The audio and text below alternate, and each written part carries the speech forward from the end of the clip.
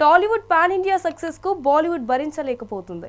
ఇక్కడి నుంచి ఒక్కో సినిమా విడుదలైన కొద్దీ బీ టౌన్ కూసాలు కదిలిపోతున్నాయి. బాహుబలి వేసిన బాటలో ఇప్పటికే దక్షిణాది చిత్రాలు పాన్ ఇండియా ఫార్మాట్లో హిందీ పరిశ్రమపై దండెత్తాయి. మన సినిమాకు కనుక వర్షం కురుస్తుండగా బాలీవుడ్ స్టార్ల చిత్రాలు వెలవెలబోయాయి. ఒకానొక దశలో కనీసం థియేటర్ మెయింటెనింగ్ అయినా డబ్బులు వస్తాయా రావా అన్న దారుణ స్థితికి చేరుకుంది. దీంతో కొంతమంది బాలీవుడ్ యాక్టర్లు టాలీవుడ్ స్టార్లపై తమ అసూయను పెట్టబెట్టుకున్నారు. టాలీవుడ్ కు ఆస్కార్ వచ్చినప్పటి నుంచి ఛాన్స్ దొరికితే చాలు విషయం చిమ్ముతున్నారు.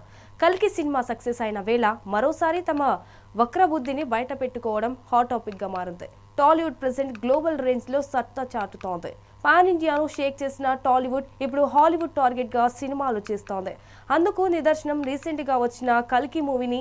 అయితే ఈ మూవీ 1000 కోట్ల వసూలు చేసి టాలీవుడ్ సత్తాను మరోసారి చాటితే బాలీవుడ్ మాత్రం తమ అసూయను బయట పెట్టుకుంది.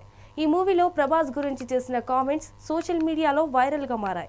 ఈ మధ్య కల్కి చూసిన బాలీవుడ్ నటులు అర్షద్ వార్సీ రెబల్ స్టార్ పై అసూయను బయట పెట్టుకున్నారు. కల్కి మూవీలో ప్రభాస్ ను మ్యాడ్ మ్యాక్స్ సినిమా తరహాలో చూడాలనుకున్నా కానీ జోకర్ లా కనిపించాడని చేసిన కామెంట్స్ దుమారాన్నే రేపాయి. దీంతో సోషల్ మీడియా వేదికగా డార్లింగ్ ఫ్యాన్స్ తో పాటు మూవీ లవర్స్ బాలీవుడ్ వక్రబుద్ధిపై సోషల్ మీడియా వేదికగా ఫైర్ అవుతున్నారు.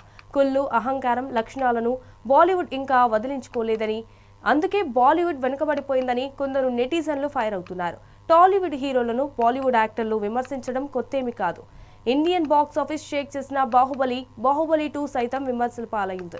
దర్శకుడు రాజమౌళి హాలీవుడ్ చిత్రాలను కాపీ చేశాడని రచ్చ చేయడంతో పాటు కార్టూన్ మూవీస్ తో పోల్చాడు.